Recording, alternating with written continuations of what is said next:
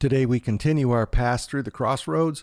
Steve Drabyn, he's the head men's basketball coach, Bethel Pilots. He's going to be with us today, and we're going to talk Pilot basketball. Cascade Hoops Talk starts right now.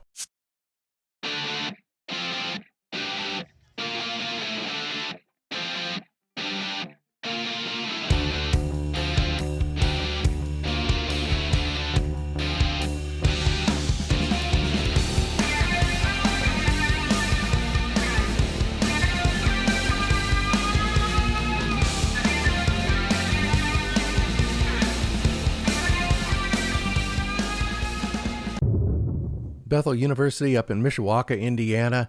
They have a long history there, very proud basketball program.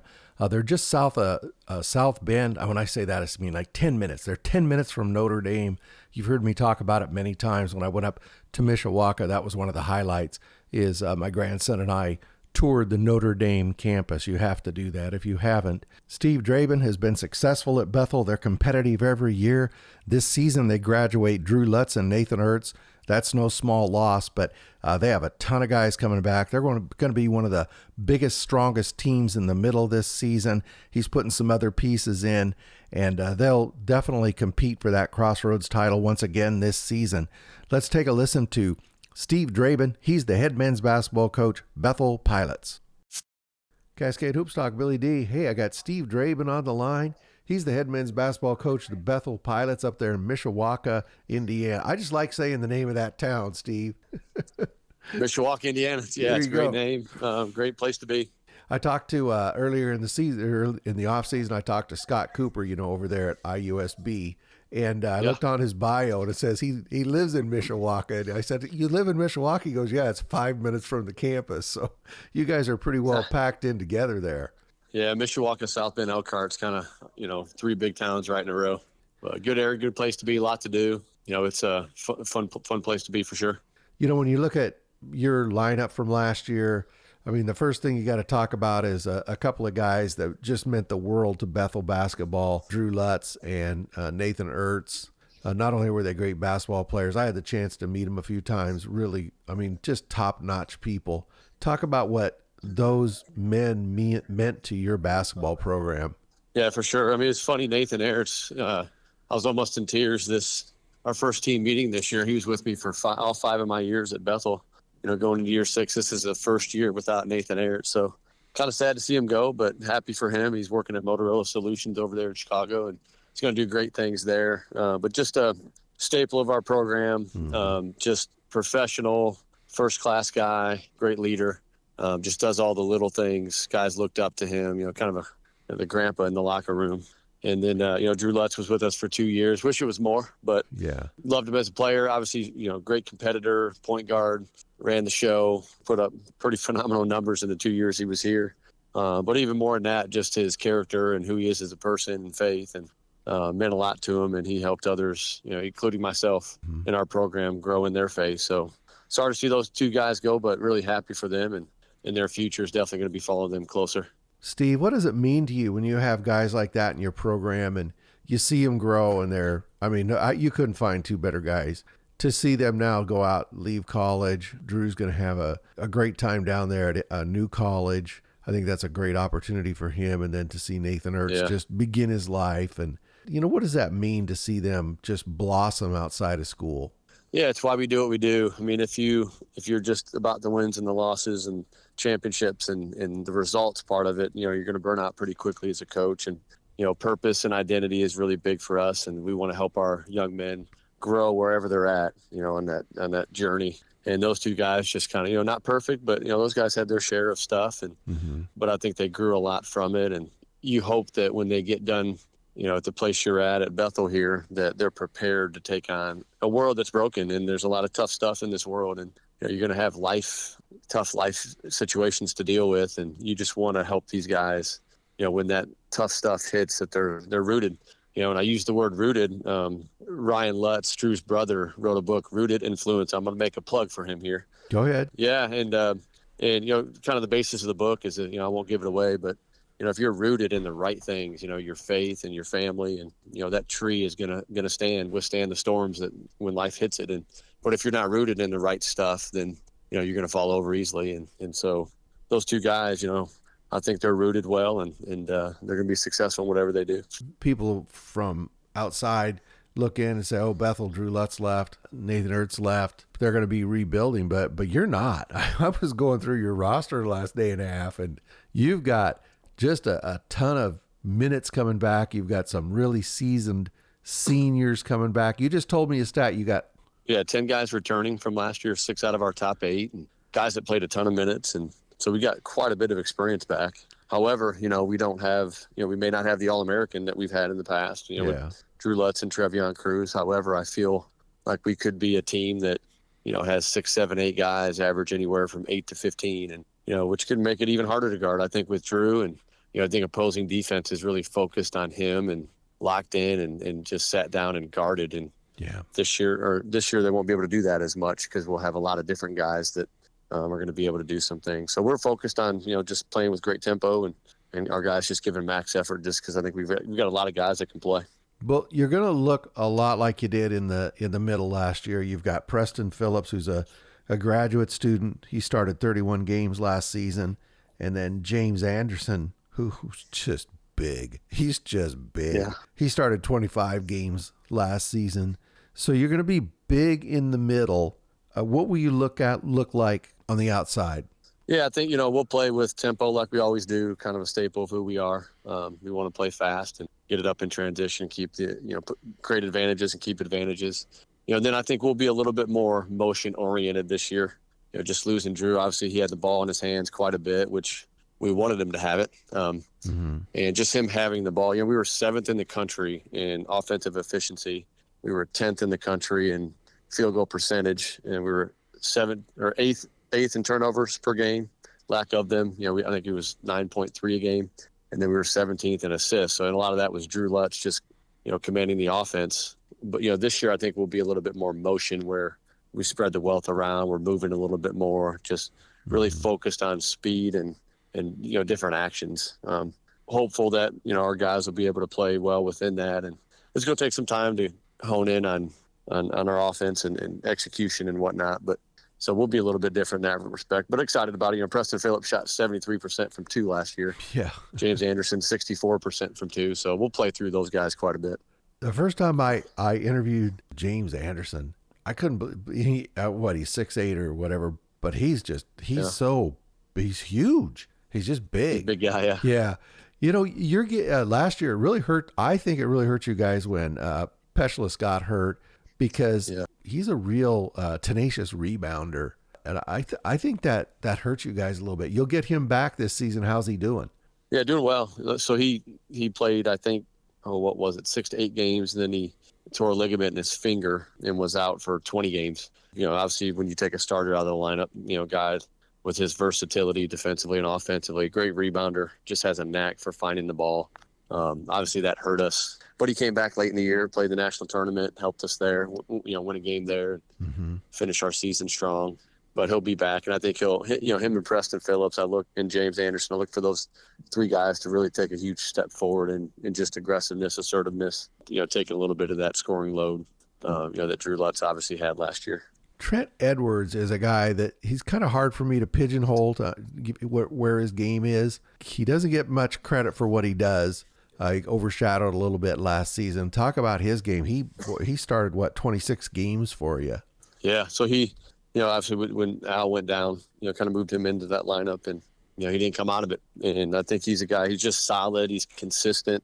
He gets details right. Good defender. He's 6'4". He's long, he's athletic. He moves well without the ball. He just does all the little things well that help teams out. He's a good leader, great in huddles, great in the locker room.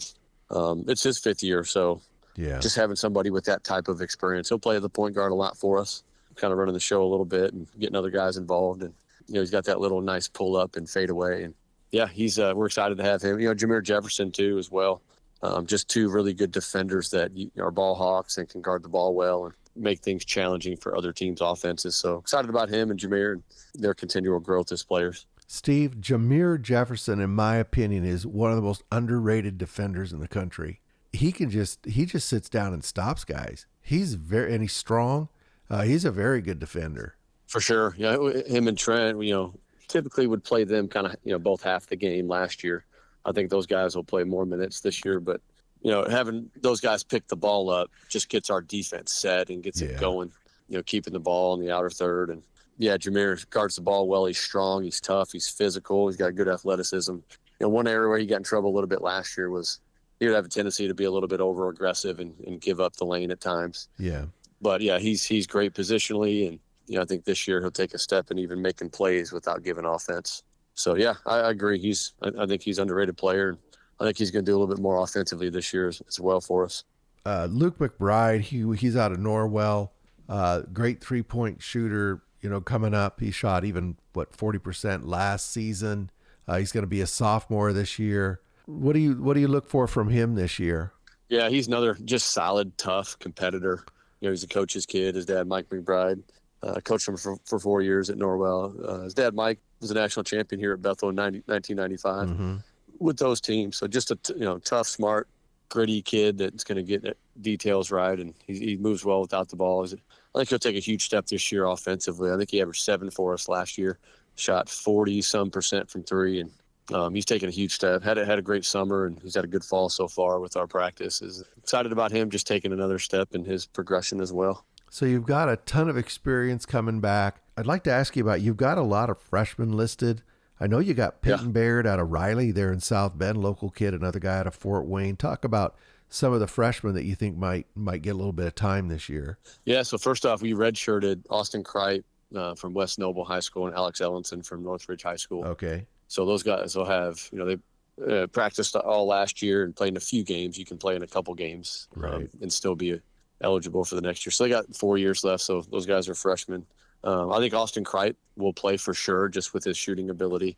If there's one area we struggled offensively last year, it was just shooting the basketball, which is not typical of our type of offensive teams, but Austin will help add to that. We only made 6 threes a game last year. We need to increase that. Peyton Baird and Alex Ellison have a chance to get on the floor. I know we've got a lot of guys ahead of them at this point, but those guys would have opportunity to move into that lineup. And then last guy's so you're talking freshman here. Who am I missing? Peyton, Austin Kripe. Well, you talked about him. Alex Johnson. I think you mentioned Alex Johnson him. from Louisville. Yep. We get some guys ahead of him right now. Not sure how much he'll play this year. What about big Alex Ellison? Did you mention him? Yeah, so Alex Ellison, I think he's grown an inch, 6'9", and he's had a great fall. Played really well in open gym, and he's gotten stronger. Can run the floor. So he's a guy that I think has opportunity to get some minutes as well. So last season for the Pilots, 2011, 20 win season. You had a rough stretch there about 3/4 the way through the season, but you went to Olathe. You beat LSU Alexandria. That was a big win. And then you fell in a really close game to Central Baptist. They were good, weren't they? Central Baptist? Yeah. They were really good. I saw them in Kansas City, and I was like, oh, wow, these guys are good. Pretty good 14 seed. Yeah. It was a challenging matchup. They play small. One area where we were good was our front court, our post play. And they challenged us. We struggled to play James Anderson, just being able to guard 6'2" guards. And again, an area of weakness for us. Like, we pretty much dominated the game in almost every facet except for the 3-point line. Okay. They made 12 threes to our 2 threes. And that was the game. We out rebounded them, outshot them, out free throwed them. Our numbers were better all across the board except for the 3-point line. They had a couple guys. I think that one guy is averaging 23% from three, go 2 for 3. I think they had another guy 28% from 3, that 2 for 4, something like that. So the 3 ball can be a game changer and can change a game. And but give them a ton of credit. I thought they did what they did better than we did what we did. And they obviously went out to Kansas City and beat Oklahoma Wesleyan and had a great run. Well, they were kind of an emotional team, so once they got rolling, it was really hard to stop them, and they just shoot the ball from everywhere. Sam Conkey, young coach there, he's done a really good job. Yeah. But, I mean, you only lost to him by 3. I mean, you were just a whisker from going to Kansas City. Yeah. We're right there. But it had to be tough on that bus back to Mishawaka, huh? Yeah, for sure. I mean, it was challenging. The part of why you coach was our locker room after the game. I know we lost the game. We're all down. But after the game, we spent about an hour and a half in the locker room just talking about our culture and the season and our togetherness and just growing spiritually. And And so when you see that and hear that as a coach, man, that's why you do what you do. And although we lost the game, I thought we won the night. And so proud of our guys for just being who they are and talking about what matters really in the end. Obviously, you want to win the game, and that's why you play the game. But there's more to it than just the result of the game. Yeah, you get down there, Steve, that last 32, that last 16. I mean, Yeah. you know, it's a tip of a ball. You had a 3-point game, right? Tip of a ball here, Yep. a rebound there, a missed shot there. You know, it's just, I tell people all the time, like if your team gets to the final 8 or the final 4, I mean, treat that like a national championship. It's just so hard to get there. It's so hard. No There's doubt. so many, everything has to fall into place. Not one mistake. Not, you know, you got to have all kinds of, not obviously you have to play well, but you got to have a lot of luck too. Oh, for sure. Yeah. I mean, you want to do what you do well and adhere to your identity and how you play, but you know, you got to have a little bit of luck along the way as well. But you know, sometimes you got to make your own luck also. And well, that's a better. Yeah, you want to get there, and you want to give yourself a chance. That's a better way of putting it. Yeah, you got to make your own luck, and you got to have some luck. Yeah, that's true. Sure. You know, I want to ask you about the Crossroads. We just talked about last season, 20 wins. You're always right up there knocking at the door. The Crossroads honestly really been dominated the last couple of years. Grayson and Indiana Wesleyan. Not a position you want to be in, right? You want to be in the daily conversation there in the Crossroads. What steps do you need to make in your program where you're not an afterthought to those other two? What do the Bethel Pilots need to do? Yeah, it's a great question. You know, I always felt like this league was really good before I came into the league, and as I got into the league, it's even better. Yeah. Than I thought. And I tell people you got to have, you know, 4 or 5 things to be good. You got to have talent, obviously. You've got to have good coaching. You got to have health. You got to have a little bit of luck. And then I think the most important thing is you have to have culture. And so I think that's where our league separates itself is just there's a bunch of teams that are together, you know, focus on the things that matter the most, you know, which is process and effort and doing the things it takes to be successful. And so that's kind of what separates our league. We have to have those 4 or 5 things to be able to compete every night.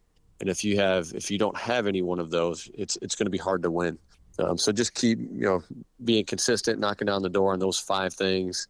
You know, obviously some of the teams in our league have some good things going for them when it comes to facilities and resources and all that. And that stuff matters and it's important, you know, but at the end of the day, it's relationships. And I think that's where everyone in our league does a great job of building those in their recruiting process. And then when players get here, so it's just continuing to do those types of things to separate yourself, you know, get yourself in that conversation. Steve, you grew up in Indiana. You played Indiana high school basketball.